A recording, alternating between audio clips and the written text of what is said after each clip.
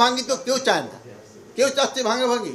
আমাদের দাবি মানবে না কেন? আমাদের বাংলাদেশের দেশ, তাকে দাবি আমরা মানবো, আমাদের দাবিও তারা মানবে।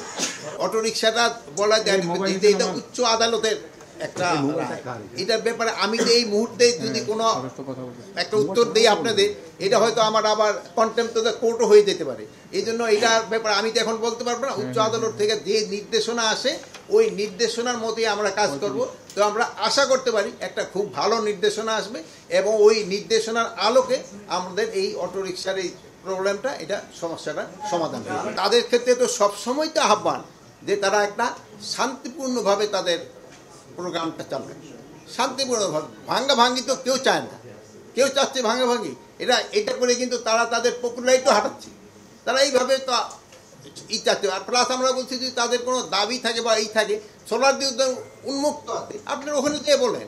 ওখানে গিয়ে যদি বললে ট্রাফিক জ্যামটা একটু কম হয়, ওখানে যে আপনি বলবেন যারই কোনো সমস্যা থাকে, আপনারা অন্যের সমস্যার ভিতরে না ফেলাইয়া আপনার প্রোভাইডটা দিতে পারবেন, ওইটা ব্যবস্থা করেন।